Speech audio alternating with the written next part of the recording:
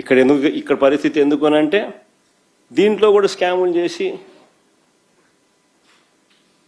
దీంట్లో కూడా డబ్బెత్తాలన్న ఆలోచన చేస్తూ ఉన్నారు కాబట్టి పరిస్థితి ఇది.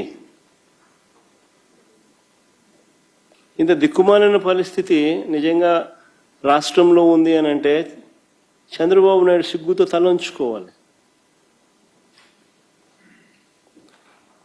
అడుగుతాను, సీజన్ రాగానే రాష్ట్రంలో ఎంత విస్తీర్ణంలో పంటలు సాగు చేస్తూ ఉన్నారు అని ఎవరైనా లెక్కలు కడతారు కదా.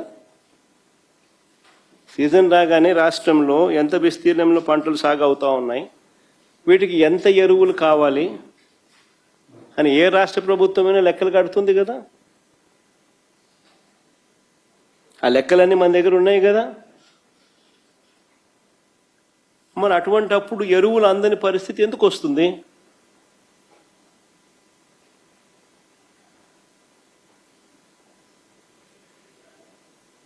మొన్న ముఖ్యమంత్రి స్టేట్మెంట్ చూశాను, నేను ఆశ్చర్యపోయినా. నేను ముఖ్యమంత్రి గారు అన్న స్టేట్మెంట్, ఈ ఖరీఫ్లో 6,65,000 6.65 లక్షల మెట్రిక్ టన్నుల యూరియాను నేను సప్లై చేశామని, గత సంవత్సరంతో పోలిస్తే 97,000 టన్నులు అధికంగా ఇచ్చామని ముఖ్యమంత్రి స్టేట్మెంట్ ఇది.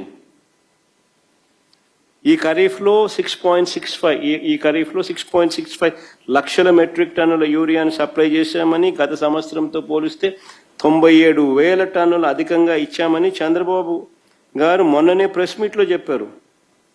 ప్లే చేయమ్మది ఒకసారి ఆయన అన్న మాటలు కూడా. దగ్గర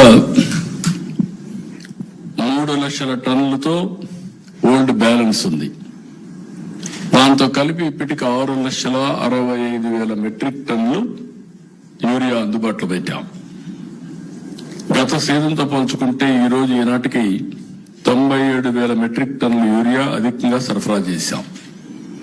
రైతులకు ఈ మొత్తం యూరియా కూడా చేరింది.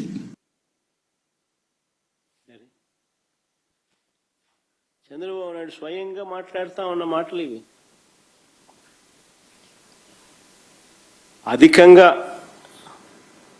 పాత బ్యాలెన్స్ కాక 3 లక్షల టన్నుల పాత బ్యాలెన్స్ కాక 6,65,000 టన్నుల యూరియాను సప్లై చేశామని, గత సంవత్సరంతో పోలిస్తే ఇది 97,000 టన్నులు అధికంగా ఇచ్చామని ఏకంగా ముఖ్యమంత్రి చెప్తా ఉన్న మాటలు ఇవి.